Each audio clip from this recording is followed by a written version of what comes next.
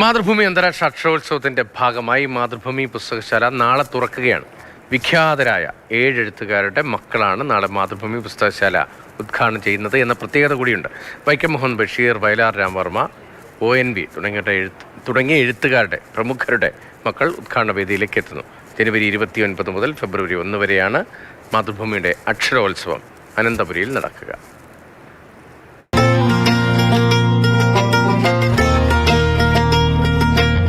കനകക്കുന്നിലെ നാളത്തെ സായാഹ്നം മാതൃഭൂമി അക്ഷരോത്സവത്തിന് സ്വാഗതം നൽകും. സ്വാഗതമരുളാൻ 7 പേർ വേദിയിലെത്തും. വിഖ്യാതരായ 7 എഴുത്തുകാരുടെ മക്കളാണ് കനകക്കുന്നിലെത്തുന്നത്. അക്ഷരോത്സവത്തിന്റെ ഭാഗമായുള്ള പുസ്തകശാല ഇവർ 7 പേർ ചേർന്ന് ഉദ്ഘാടനം ചെയ്യും.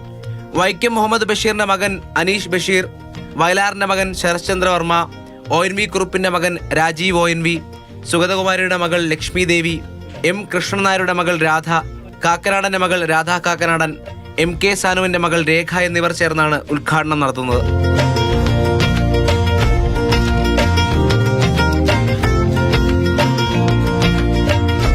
ഉദ്ഘാടനത്തിന് ശേഷം 7 പേർ അച്ഛനമ്മമാരുടെ ഇഷ്ടകൃതിയിലെ ഭാഗം വേദിയിൽ വായിക്കും. അതോടെ മാതൃഭൂമി അക്ഷരോത്സവത്തിന്റെ 7ാം പതിപ്പിന് ഔപചാരികമായ തുടക്കമാകും. ഉദ്ഘാടന ദിവസമായ നാളെ 15% വിലക്കിഴിവിലാണ് പുസ്തകങ്ങൾ വായനക്കാരിലേക്ക് എത്തുന്നത്. മാതൃഭൂമി ന്യൂസ്, തിരുവനന്തപുരം.